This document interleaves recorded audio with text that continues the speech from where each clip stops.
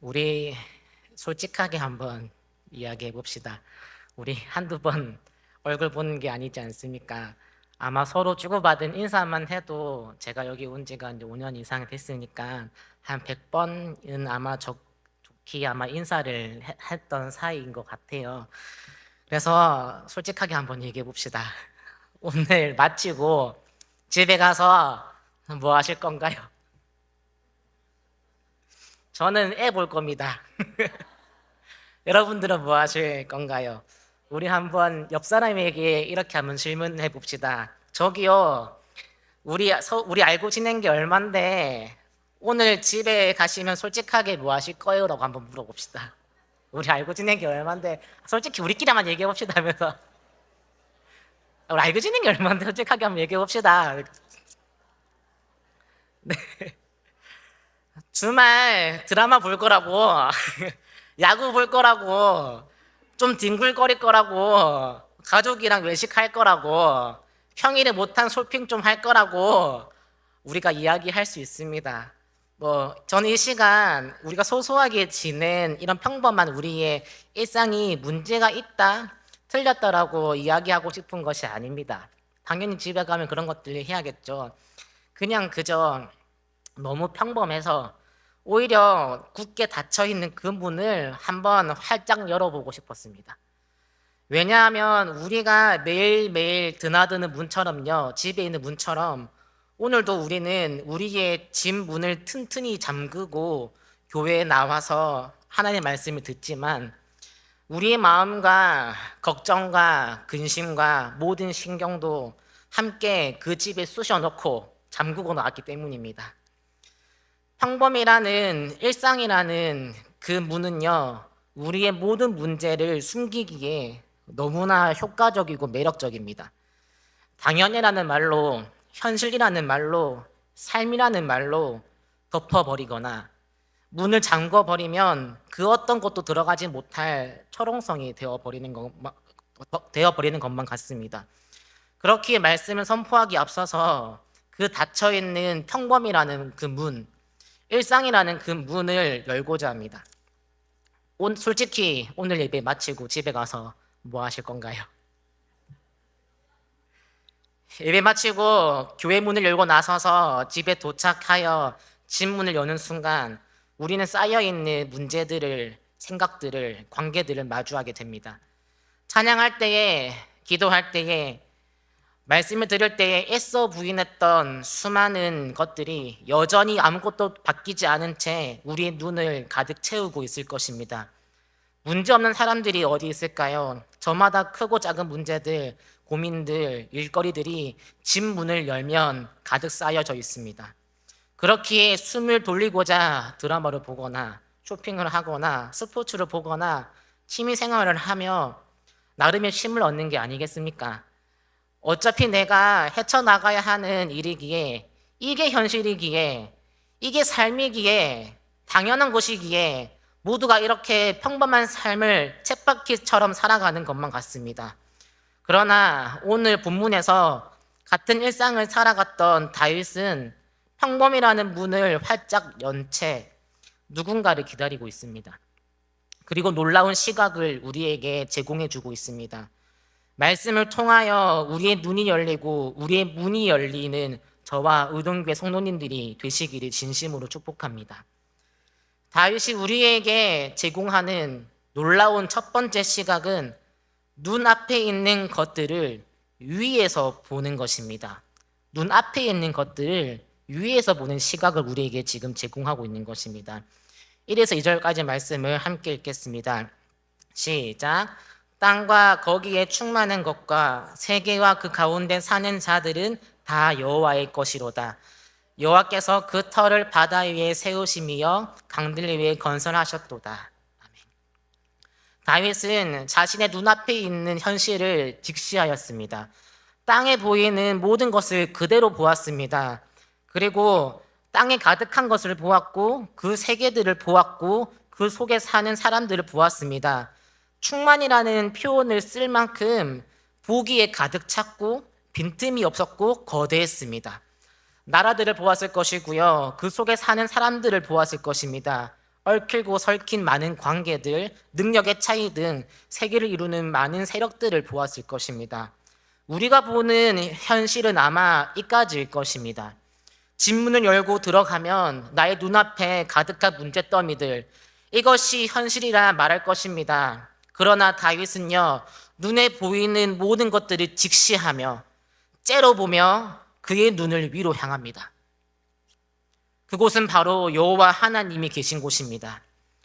땅과 거기에 충만한 것과 세계와 그 가운데 사는 자들은 다 여호와의 것이로다.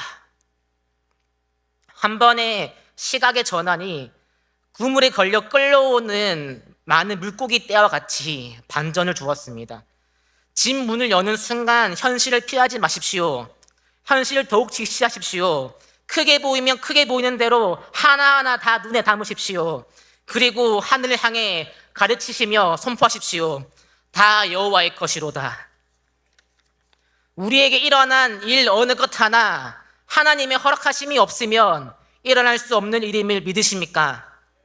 설령 나의 잘못으로 되어진 일이라 할지라도 그것을 통하여서도 선하게 일하실 전지전능하신 하나님이란 사실을 믿으십니까? 하나님의 일하심은 우리의 무지에, 우리의 무능에, 우리의 실수에 제약을 받으시는 분이 아니십니다. 오히려 우리의 실수를 통하여, 우리의 연약함을 통하여 하나님이 하나님 되심을 더 크게 나타내시는 분이십니다. 그렇게 우리는 평범이라는 분의, 일상이라는 분의 우리의 산더미 같은 문제들을 회피하거나 숨겨서는 안 될 것입니다. 왜냐하면 너무 당연해서 현실처럼 느껴지지 않는 하나님은 생명의 주인이시며 현실, 그 위에 현실이시기 때문이십니다. 다윗은 내 눈앞의 현실보다 더 실제적인 하나님의 현실에 집중하며 그 사실을 2절에 나열하고 있습니다. 여호와께서 그 터를 바다 위에 세우시며 강들 위에 건설하셨도다. 우리의 집도 땅이 없으면 세워질 수가 있을까요? 이 대한민국이라는 대한민국이 땅이 없다면 존재할 수 있을까요? 하나님께서 바다의 한계를 정하지 않으셨다면 이 땅이 있을 수가 있을까요? 우리의 모든 수많은 고민과 문제들 다 이 땅 위에서 하는 고민들이 아닌가요? 그렇다면 어차피 이 땅 위에서 일어날 문제들과 고민들이라면 이 터를 지으신 분께 우리의 문제와 고민을 맡겨드리는 것이 더 현실적이지 않습니까? 그래서 우리는 기도해야 합니다. 기도는 망상이 아니고 뜬구름 잡는 이야기가 아니며 그 어떤 것보다도 선명한 현실입니다. 오히려 수많은 문제들을 가지고서도 하나님께 기도하지 않는 것이, 그것이 비현실적이며 그것이 망상이며 그것이 교만인 것입니다. 우리는 무엇이 과연 정말 현실인지 분명히 구분해야 할 것입니다. 삶이 현실입니까? 생명이 현실입니까? 두 번째로 다윗이 우리에게 주는 놀라운 시각은 문제의 해결이 아닌 문제의 소멸입니다. 3에서 6절까지 말씀을 함께 읽겠습니다. 시작. 여호와의 산에 오를 자가 누구며 그의 거룩한 곳에 설 자가 누구인가? 곧 손이 깨끗하며 마음이 청결하며 뜻을 허탄한 데 두지 아니하며 거짓 맹세하지 아니하는 자로다. 그는 여호와께 복을 받고 구원의 하나님께 의를 얻으리니 이는 여호와를 찾는 족속이요 야곱의 하나님의 얼굴을 구하는 자로다. 셀라. 깊은 산속 옹달샘 누가 와서 먹나요? 새벽에 토끼가 눈 비비며 일어나 세수하러 왔다가 물만 먹고 가지요라는 한 번씩은 들어본 동요입니다. 깊은 산속에 토끼가 온 목적은 세수하러 온 것이고 물만 먹고 갔습니다. 그렇다면 누가 여호와의 산에 오를 수가 있을까요? 아니, 여호와의 산에 오르고자 하는 사람은 어떤 사람일까요? 말씀에서는 이렇게 말하고 있습니다. 손이 깨끗하고 마음이 청결하고 뜻을 허탄한 데 두지 않고 거짓 맹세하지 않는 자, 여호와를 찾는 족속, 야곱의 하나님의 얼굴을 구하는 자라고 말합니다. 6절 말씀이 목적이고요, 4절 말씀이 조건이라면 5절 말씀은 결과인 것입니다. 다시 말하면 하나님의 얼굴을 구하는 자는요, 자신을 단정하고 정결하게 하는 자이며 그는 하나님의 복과 을을 얻는 자입니다. 깊은 산속에서 토끼가 물을 먹고 가듯이 깊은 산속에서 하나님의 의와 하나님의 복을 얻어가는 자인 것입니다. 더 쉽게 이야기하면요, 사랑하는 사람을 만나러 가는 사람의 모습과 같을 것입니다. 그 모습을 그려보면 이해하기가 쉽습니다. 그 사람의 목적은요, 그 사람을 만나는 것입니다. 그렇기에 그 사람이 좋아하는 모습으로 자신을 꾸미는 것입니다. 단정하는 것입니다. 그 사람은 사랑하는 사람에게 무엇인가를 바라지 않습니다. 그냥 그저 그와 함께 있는 것, 그것이 목적이고 그것이 자신에게는 결과인 것입니다. 그것만 자신에게 전부인 것입니다. 우리는 우리의 수많은 문제들을 하나님께로 가져와 해결받기를 원합니다. 이 문제 때문에 숨이 쉬어지지 않는다고, 이 문제만 없으면 살 것 같다고, 이 문제가 풀어지기를 바라며 하나님께 나아갑니다. 하나님은 이것 또한 믿음으로 보실 것입니다. 그러나 하나님께서는 원하시는 하나님의 뜻이 있는데요, 그것은 바로 하나님과의 사귐입니다. 그냥 아는 것을 넘어서 사랑의 관계가 되기를 바라십니다. 세리 삭개오는요, 언제나 집 안팎으로 문제투성이었습니다. 집 안으로는 자신의 욕심과 집 밖으로는 사람들과의 그 관계 등으로 풀리지 않는 문제더미에서 근심 걱정으로 살고 있었습니다. 어느 날 그에게 예수님이 찾아오셨고 그의 집 문을 열고 들어가 그와 친밀한 관계가 되어 주셨습니다. 삭개오는요, 예수님을 만난 그 순간 자신의 문제는 더 이상 문제가 되지 않았습니다. 그 문제는 오히려 예수님을 만나는 기회가 되었고 복음을 전하는 통로가 되었던 것입니다. 하나님께서는 여러분의 문제를 풀어주시는 소원 성취의 하나님이 아니십니다. 하나님은 사랑의 하나님이시며 우리와 교제하고 사귐의 관계가 되고 싶으신 인격적인 하나님이십니다. 이 하나님을 나의 문제를 통해 만나게 되면요, 그 문제는 풀어지는 정도가 아니라 소멸하게 되는 것입니다.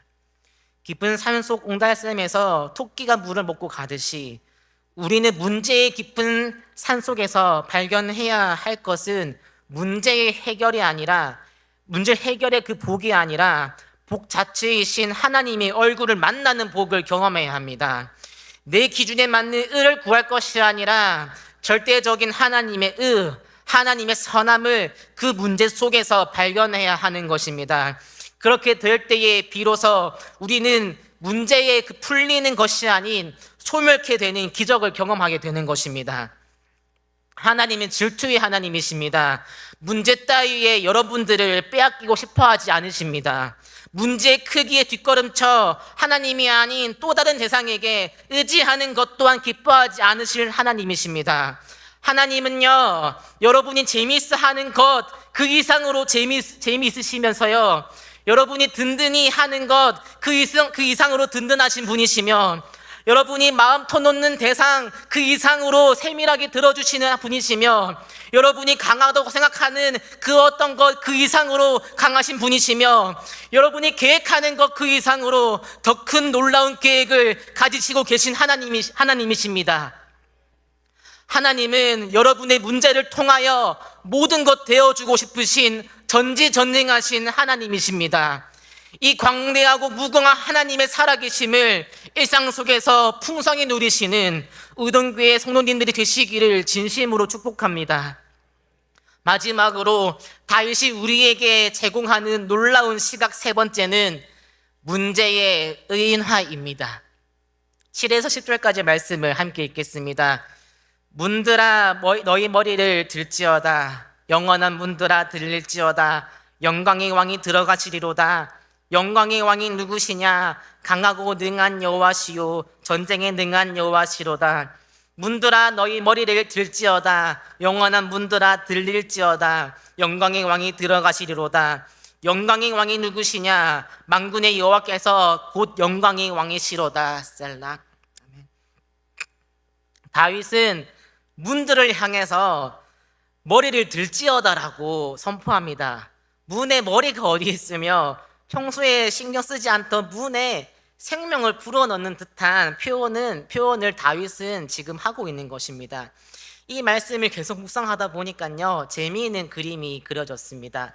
마치 오랜 기간 잠을 자거나 머리를 숙이고 졸고 있는 의인화된 문의 캐릭터된 그런 이미지가 그려졌습니다. 평범하고 너무 일상적인 우리의 개인의 문에 우리는 다윗처럼 선포해야 할 것입니다. 일상의 문들아, 평범의 문들아, 너희 머리를 들지어다 라고 말입니다. 그리고 그 안에 있는 수많은 문제들을 문제로 보지 않고 문으로 보는 시각을 다윗은 우리에게 제공하는 것입니다. 막혀있는 관계의 문, 재정의 문, 자녀의 문, 외로움의 문, 우울의 문, 무료함의 문, 허무와 공허의 문, 걱정의 문 등 일상이라는 문 안에 꾸역꾸역 수저 넣었던 수많은 문제들을 우리는 언제 한번 문으로 보았던 적이 있었던가요? 다윗은 거침없이 반복적으로 선포합니다. 문들아 너희 머리를 들지어다, 영원한 문들아 들릴지어다 라고 강하고 권위 있는 어조로 명령합니다. 그 이유는 그 문에 들어가시는 분이 영광의 왕이시기 때문입니다. 6절을 기점으로 시편 24편의 분위기는 그 빠르기는요 순식간에 변하고 있습니다. 현실을 직시하고 사랑하는 하나님의 얼굴을 구하는 간절한 어조와 방향에서 무엇인가 발견한 사람과 같이 아주 확신에 찬 어조로 문제 따위는 아랑곳하지 않고 벅차고 설레는 마음으로 문들을 향해서 영광의 하나님을 크고 떨리는 목소리로 소개하는 다윗의 모습인 것입니다.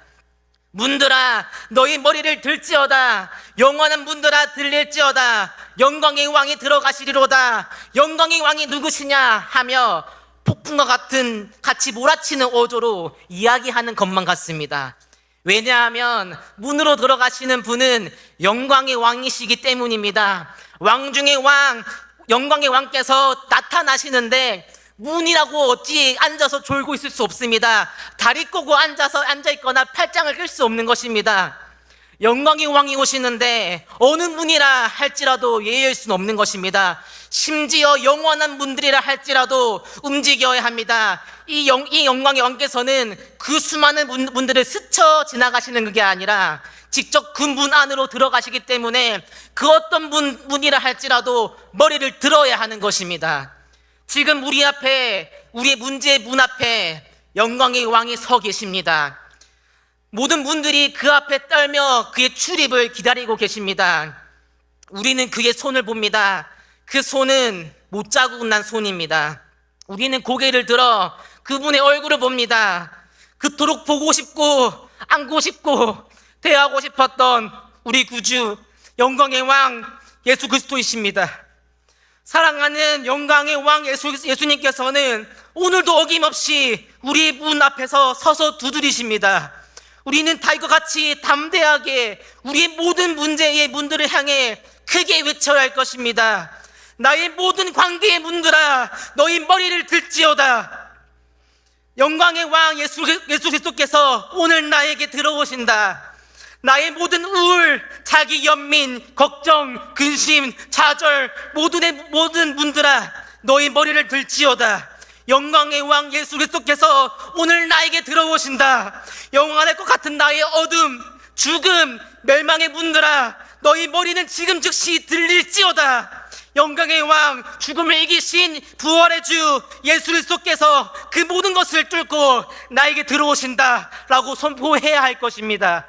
사도 바울은 이렇게 고백합니다. 사망아 너의 승리가 어디 있느냐, 사망아 네가 쏘는 것이 어디 있느냐라고 고백하고 있습니다. 우리의 모든 문제의 문에 예수 그리스도께서 들어오시지 못할 문이 없는 것을 믿으십니까? 우리의 모든 막혀있는 문제 안에 예수님께서 거하신다면 그 어느 것 하나 문제가 되지 않음을 믿으십니까? 그렇다면 오늘 예배 마치고 들어가 꾹꾹 잠긴 집의 문을 향해 선포하십시오. 일상의 문들아 너희 머리를 들지어다. 평범의 문들아 너희 머리를 들지어다. 현실의 문들아 너희 머리를 들지어다. 영광의 왕 예수 그리스도께서 지금 곧 들어가신다라고 말입니다.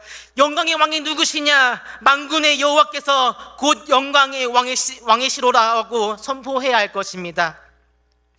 영원한 문들은 어떻게 열리는 것일까 묵상하다가 깨달은 내용이 하나 있습니다. 영원이라는 아무도 채울 수 없는 큰 시간이라는 그 그릇이 있는데요. 영원한 문들은 어떻게 열리는 것일까가 많이 궁금해가지고요. 묵상하다가 느껴지고 깨달은 한 가지를 같이 함께 나누고자 합니다. 영원이라는 아무도 채울 수 없는 큰 시간이라는 그릇이 있는데 그 어떤 누구도 이것을 채울 수가 없는 것이지요.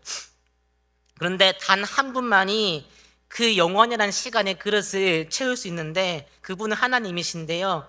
이 영원이라는 시간을 채울 수 있는 분이십니다. 그 안에 들어가는 내용물은요, 영원이라는 그릇이 넘치게 담을 영광이라는 내용물인 것입니다. 저는 이 말을 이렇게 정리했습니다. 영원이라는 시간을 충만케 하시는 영광의 왕, 영원이라는 시간을 충만케 하시는 영광의 왕, 우리가 믿는 하나님은요, 영원이라는 시간조차도 담을 수 없는 영광의 왕이십니다. 그 하나님이 우리와 함께하고 싶으시다고 오늘 얘기하시는 것입니다. 이 깨달음과 동시에 저는 감탄할 수밖에 없었고 내가 믿는 하나님의 크심을 찬양하지 않을 수가 없었습니다. 이 하나님께서 그 아들, 이 하나님의 아들 예수 그리스도께서 오늘 여러분들의 모든 문제들을 문으로 삼으셔서 들어오신다 하십니다. 모든 분들에게 명령하고 선포하여 영원하신 영광의 왕을 모셔드리는 저와 우등교회 성도님들이 되시기를 진심으로 축복합니다.